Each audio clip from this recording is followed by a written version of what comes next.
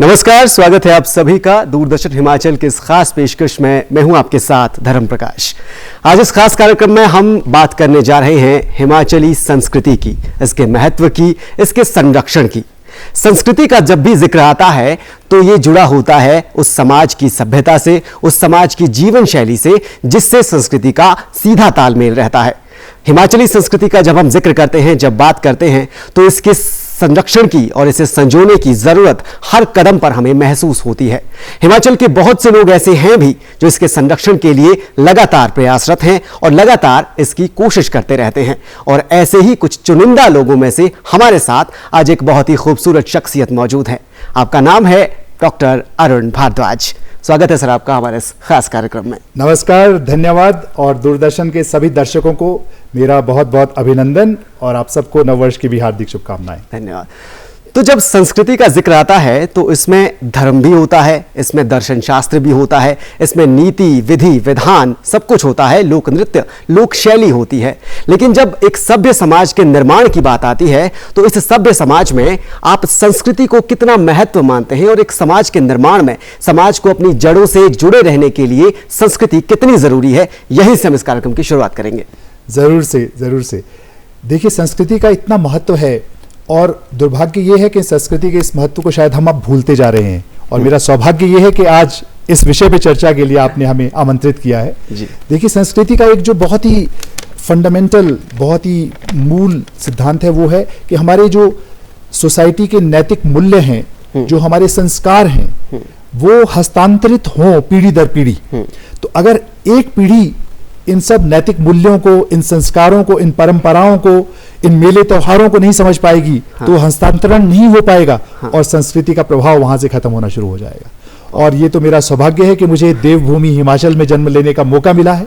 यहाँ की इतनी रिच परंपराएं हैं, संस्कृति है, फूड कल्चर है, फोक कल्चर है, और मैं इसके लिए बिल्कुल पैशनेट हूँ।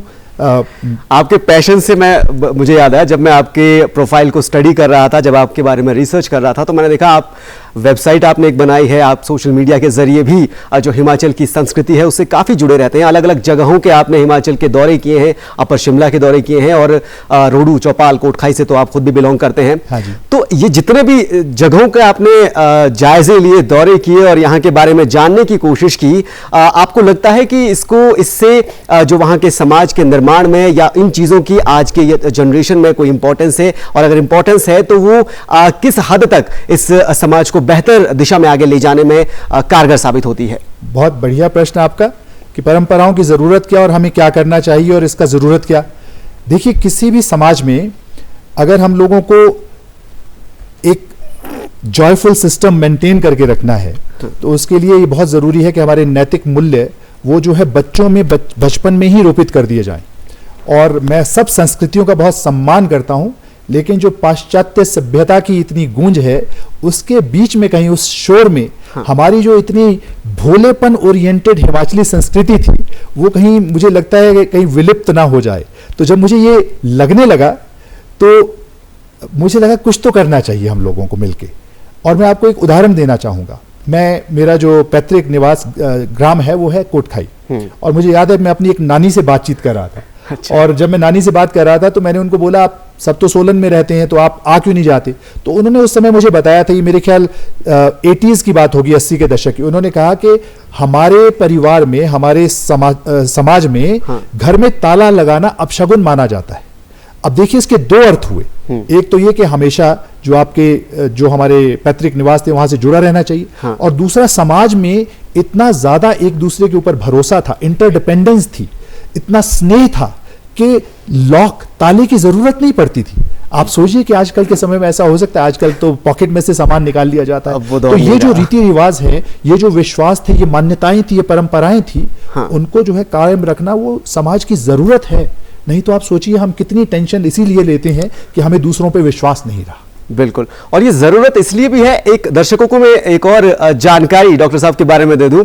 पीएचडी आप हैं कल्चरल स्टडीज में, और दूसरी बात, ये टेक वर्ल्ड से ताल्लुक रखते हैं। आपने डेल में काम किया है, आपने सैमसंग और मोटोरोला जैसी बड़ी कंपनियों में बड़े अहम पदों पर काम किया है, और ये टेक वर्ल्ड से हिमाचल की संस्कृति, सांस्कृतिक विरासत की तरफ ऐसा लगता है जैसे 180 डिग्री के दो एंगल हैं और दोनों एंगल को कनेक्ट करने की आप कोशिश कर रहे हैं। तो ये कैसे, मतलब बैंगलोर में आप रहते हैं, बैंगलोर में आप पूरा अपना जो काम है, कारोबार, वो सब देखते हैं, तो ये हिमाचल की संस्कृति और बैंगलोर में तो बहुत ज्यादा दूरी है, ये कैसे कनेक्ट कर गए? बिल्कुल, देखिए मुझे हिमाचल में पला बड़ा हूँ, पढ़ाई यहाँ से की, इंजीनियरिंग भी यहाँ से की है। हाँ। मैं उसके बाद में बेंगलोर में रहा, फिर कोरिया में, साउथ कोरिया में रहा 4 इयर्स, यूएस में मैं 10 साल रहा। जब आप घर से दूर होते हो ना, तो आपको अपनी आइडेंटिटी के बारे में और ज्यादा क्यूरियोसिटी हो जाती है। मैं ये भी कह सकता हूं कि आप फील करते हो कि आइडेंटिटी क्राइसिस होना शुरू हो जाता है, क्योंकि जब भी आप घर से बाहर निकल के जाते हो, जहां पे आपकी रूट्स हैं, जहां पे आपकी जड़ें हैं, हाँ। जब भी आप बाहर निकल के उस बाहरी जगह में वहां के आप हो नहीं पाते, और जहां के आप हैं वहां के आप रहते नहीं हैं। तो कभी ना कभी ये सोच मन में आ जाती है कि जहां हम हैं वहां के हो नहीं पा रहे, और जहां के हम थे वहां के रहे नहीं। तो बाद वहां से कनेक्ट करने का जो है मन में हमेशा कशिश रहती है। और मुझे लगता है कि जितने भी दर्शक हिमाचल से बाहर से ये प्रोग्राम देख रहे होंगे, उनको भी मेरी बात से कनेक्ट हो रहा होगा। हाँ। और उस कशिश को दूर करने के लिए बहुत जरूरी होता है कि ऐसा एक एनवायरनमेंट क्रिएट किया जाए जहां पे आप लोक संगीत का आनंद ले सकें, जिस लोक संगीत को सुनते सुनते आपका बचपन बीता है। हाँ। और उस लोक संगीत के साथ आपकी मधुर यादें जुड़ी हुई हैं। आपकी जब आपने विवाह समारोह अटेंड किए, मेले त्योहार अटेंड किए, उसमें जो संगीत बजता है, उसमें जो नृत्य होते हैं, उसमें जो खाना खिलाया जाता है, उसमें जो पोशाकें पहनी जाती हैं, उसके सोचने मात्र से मैं तो भावुक हो जाता हूं। कोई भी हिमाचली भावुक हो जाएगा, और खासकर तब जब वो हिमाचली हिमाचल में ना रहते हुए दूसरे राज्यों में या दूसरे देशों में रह रहा है या रहने को मजबूर हो रहा है। आप भी बैंगलोर में रहते हैं, विदेशों का आपने दौरे किए हैं, नीदरलैंड्स यूनिवर्सिटी में लेक्चर आपने इंडियन कल्चर पे दिया है। तो एक सवाल यहाँ पे दर्शकों के मन में भी जाहिर तौर पर ये उठ रहा होगा कि वो हिमाचली जो हिमाचल के नहीं, हिमाचल से बाहर रह रहे हैं और अपने कल्चर से जुड़े रहने की जद्दोजहद रोज करते हैं, क्योंकि काम भी करना है, वहां की जीवन शैली में भी ढलना है, लेकिन अपने रूट्स को भी छोड़ नहीं पा रहे हैं, छोड़ना चाहते भी नहीं है। तो उन हिमाचलियों को इकट्ठे करने के लिए आपने एक प्रयास भी किया है। उसके बारे में थोड़ा बताइए कि वो आइडिया कैसे आया और उसकी जरूरत क्यों आपको महसूस हुई?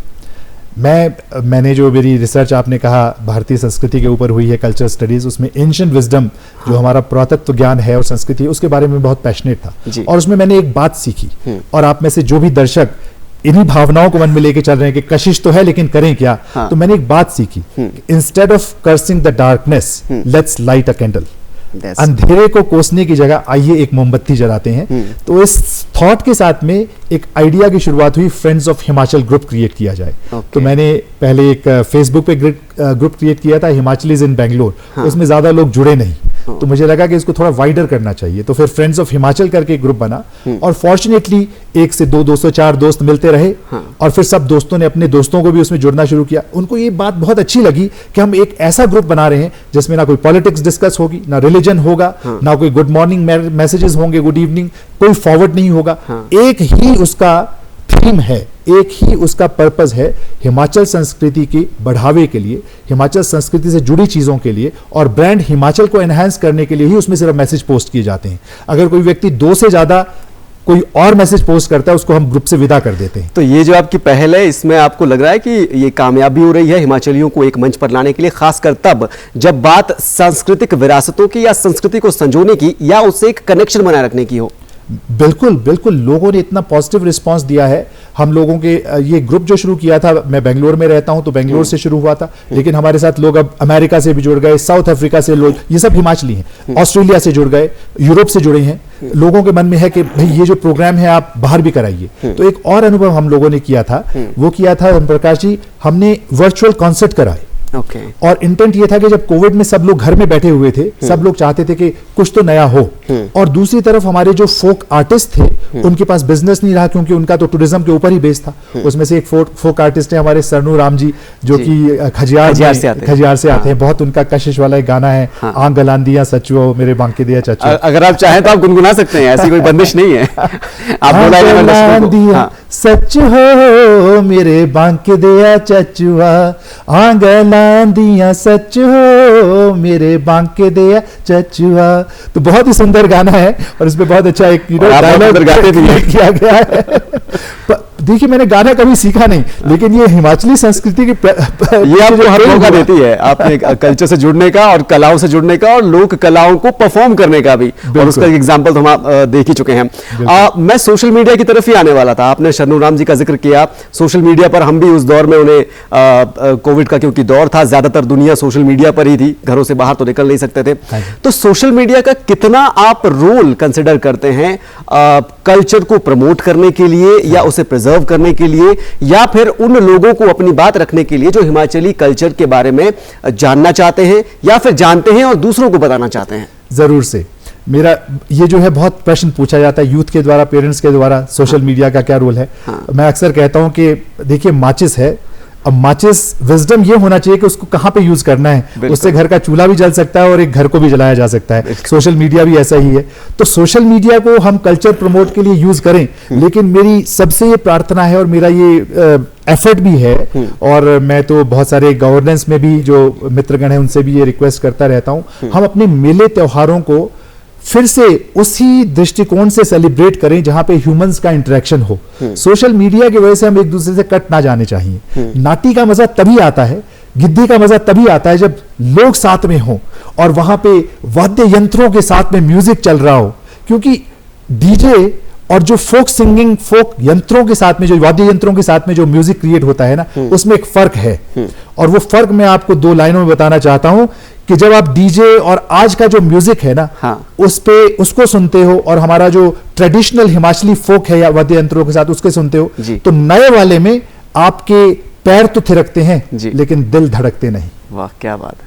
तो परंपराओं को, सोशल मीडिया में रहिए, अपनी कल्चर को प्रमोट कीजिए, ब्रांड हिमाचल को एनहांस कीजिए, अपने कल्चर को शुद्ध रूप से प्रिजर्व करना बहुत इंपॉर्टेंट है। तो ये जब हम कल्चर का जिक्र करते हैं तो आप इस कॉन्टेक्स्ट को कितना ब्रॉड ले जाते हैं? मतलब आप इसमें सिर्फ नाच गाना देखते हैं या फिर आप इसमें सिर्फ जो धार्मिक स्थल हमारे हैं खासकर देवभूमि हिमाचल में उनको देखते हैं, या फिर एक दर्शन शास्त्र का एंगल, एक फिलोसॉफिकल एंगल भी आप उसमें देखते हैं? क्योंकि कल्चर को समझने के लिए, अपनी जड़ों को समझने के लिए इस चीज पे भी ध्यान देना बहुत जरूरी है। एक दार्शनिक नजरिया उसके लिए बहुत इंपॉर्टेंट है। तो वो कितना इंपॉर्टेंट आप मानते हैं? बहुत इंपॉर्टेंट, वो तो फंडामेंटल है।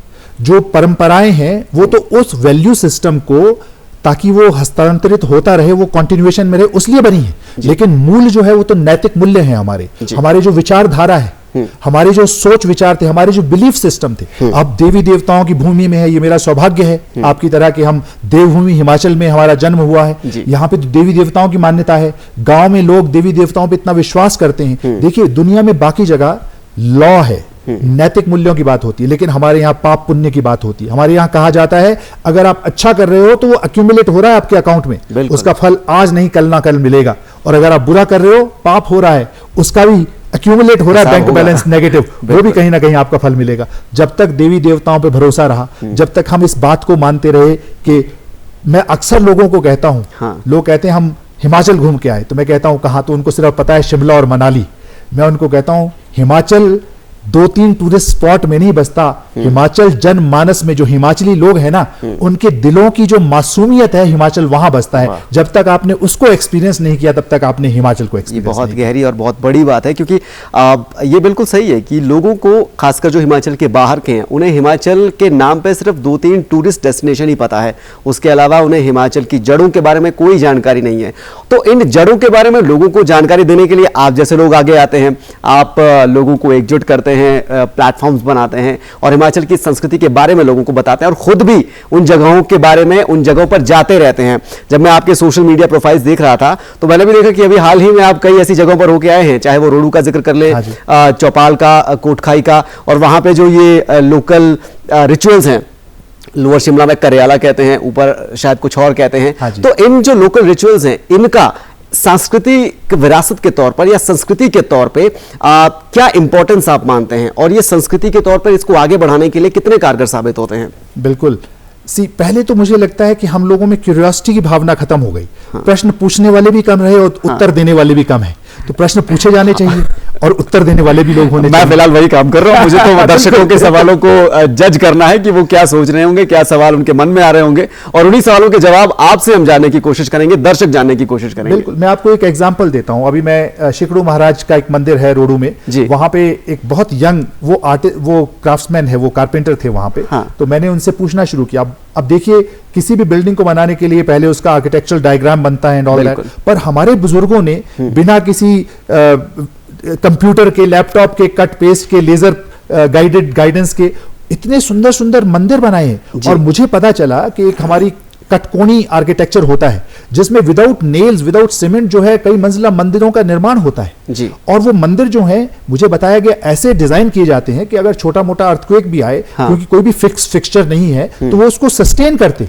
इसीलिए जो पुरानी इमारतें हैं उनकी जो दर्शनीयता है अभी तक बनी हुई है, क्योंकि उसके पीछे लोकल जो एनवायरमेंटल हजारों सालों का ज्ञान था उसको इनबिल्ट किया गया था हमारे पूर्वजों के द्वारा। और अब मेरी रिक्वेस्ट है, जो भी यहाँ पे आर्किटेक्ट जो मेरी बात सुन रहे हो, जो यहाँ पे टीचर्स मेरी बात सुन रहे हो, जो यहाँ पे सिंगर्स मेरी बात सुन रहे हो, आप मॉडर्नाइजेशन को एक्सेप्ट कीजिए, लेकिन हिमाचल में अगर आप हिमाचल के एलिमेंट्स के साथ एक बिल्डिंग बनाते हैं उसका मजा ही दुगना हो जाता है ना। कंक्रीट स्ट्रक्चर्स तो हर जगह है, लेकिन ऐसा होना चाहिए कि जो कोई भी हिमाचल में आए तो उसको बस देखने से, एंटर करते ही पता लग जाए कि मैं दिव्यभूमि हिमाचल में आ गया हूं। तो आप जो भी करें, आप जिस भी प्रोफेशन में हो, अपने कल्चरल हेरिटेज को इन्फ्यूज जरूर करें अपने प्रोफेशन में, तब आनंद आता रहेगा। बिल्कुल बिल्कुल, और ये आनंद आपके जरिए उन लोगों को भी आ रहा होगा जो हिमाचल से बिलोंग नहीं करते लेकिन हिमाचल की संस्कृति से जुड़ना चाहते हैं। और आपने जिस ग्रुप का जिक्र किया, उसमें सिर्फ हिमाचली ही आप इन्वॉल्व करते हैं, या वो लोग जो हिमाचल के बाहर के हैं लेकिन हिमाचल के कल्चर को काफ़ी ज़्यादा पसंद करते हैं, उससे जुड़ना चाहते हैं, उसे प्रेज करते हैं और उसका एक हिस्सा बनना चाहते हैं, क्या वो लोग भी आपके साथ जुड़ रहे हैं? एब्सोल्युटली, इसीलिए हमने उसका नाम जो चूज किया वो सिर्फ हिमाचल तक लिमिटेड नहीं किया, उसको कहा गया फ्रेंड्स ऑफ हिमाचल। हाँ। जिसको भी हिमाचल ऐसी जगह है, मैं तो जब हिमाचल आता हूं, मैं यहाँ के आसमान को देखता हूं, इतना नीला आसमान, वो आंखों में कुछ भ्रम हो जाता है कि इतना नीला आसमान तो होता ही नहीं है मेट्रोस में। तो यहाँ पे जो आता है वो दे फॉल इन लव। तो जुड़े रहिए हमसे।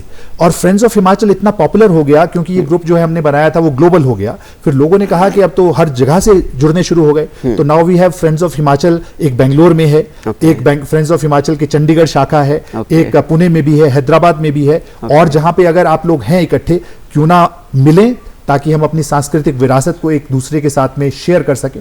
और जब हम घरों से दूर रहते हैं, ऐसा कुछ जुड़ाव होना बहुत इंपॉर्टेंट है, क्योंकि सुख में तो बहुत सारे लोग साथ में आते हैं। कई ऐसी इवेंट्स हुई है बेंगलोर में, जब कोई कष्ट आ गया किसी के ऊपर, एक यंग व्यक्ति, एक यंग परिवार में, अनफॉर्चुनेटली एक boy, young man, he went through heart attack. तो एकदम वो ग्रुप की वजह से लोग इकट्ठे हो गए। तो सुख दुख में साथ के लिए साथी मिल जाते हैं।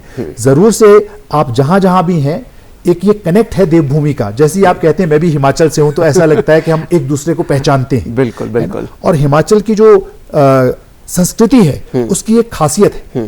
देखिए, हम कहते हैं बहुत सारी चीजें हैं संस्कृति में, लेकिन जो म्यूजिक है और परंपराएं हैं वो उसका बहुत रिप्रेजेंटेटिव होती है। बिल्कुल, हमको बिल्कुल। सिर्फ नाटी पता है, लेकिन देखिए नाटी भी कई तरह की। एक ढीली नाटी है, चाई बोला दासी हो गो, देखिए उसका रिदम ऐसा है। बिल्कुल। भाषला कुकुआ ताई बोलो तांगरी छाई, क्या हुआ? ये है ढीली नाटी। उसके बाद फिर होती है माला नाटी।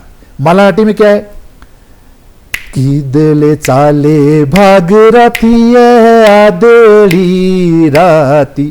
फिर एक होती है मुजरा नाटी, नाचना ऊंचा छुबी है, बांटनी है बोला तेरा मुजरा है। इसका अपनी ताल है, इसमें अलग तरह का नृत्य हो। ये different kind of part of culture इसे हम कंसिडर कर सकते हैं हिमाचल में, क्योंकि संगीत भी एक हिस्सा, एक तरह का हिस्सा है इस संस्कृति का। लेकिन इसको प्रिजर्व करने के लिए, इसको to carry forward to the next generation, क्या एफर्ट्स किए जाने चाहिए? क्या आपको लगता है कि इसके लिए, बहुत ही संक्षेप में? देखिए, जो अभी मैं देख रहा था कार्निवाल हुआ है हिमाचल में, शिमला में, माननीय मुख्यमंत्री जी का ये इनिशिएटिव था। मैं मानता हूं ये बहुत ही अच्छा कदम था, क्योंकि इतना ज्यादा हमें अबंडेंस ऑफ ठीक कल्चर है, देखने को ठीक मिला, है। जिससे बहुत आनंद आया। तो मुझे लगता है अब अंत होने हाँ, वाला है। आप मैं 4 लाइनें आप पढ़ना चाह रहे थे, बहुत बहुत संक्षेप में। है। तो ये हिमाचल के बारे में, और जो भी हिमाचली मित्र हैं उनको ये डेडिकेटेड है, हिमाचल को डेडिकेटेड है जी। कि हिमाचल के आंचल में बसता है दिव्य हिमाचल मेरा, जी। देवभूमि यही शक्तिपीठ कई है, शिव का यहाँ बसेरा, वाह। कहीं मन को हरते सुंदर पर्वत झरनों का संगीत सुनाएं, हाँ। कहीं स्वच्छ हवा में मस्त झूमते वृक्ष रागिनी गाएं, भोले सच्चे लोग यहाँ के सबको गले लगाएं, मेहनत कर विश्वास जीत पूरे विश्व में नाम कमाएं, ठीक। कुछ सीमा पर रक्षक बन लड़ते, कुछ गांव में करते खेती बाड़ी, और भूखा ना सोता कोई हिमाचली, मुझे गर्व है मैं हूं एक पहाड़ी। क्या बात है, मैं हूं एक पहाड़ी, मैं हूं एक हिमाचली। और ये बहुत इंपॉर्टेंट है देश भर में, अगर जितने भी हमारे हिमाचली भाई हैं उनके लिए, कि आपको हिमाचल से कनेक्ट बनाए रखने के लिए यहाँ की संस्कृति से जुड़ना कितना इंपॉर्टेंट है। और अरुण सर जैसे लोग आपके इस काम में मदद बहुत संजीदगी से कर रहे हैं। आज के इस खास कार्यक्रम में इतना ही। अरुण सर, आपका इस कार्यक्रम में शामिल होने के लिए बहुत बहुत धन्यवाद। और फिलहाल मुझे भी दीजिए इजाजत, अभी के लिए इतना ही। नमस्कार। नमस्कार।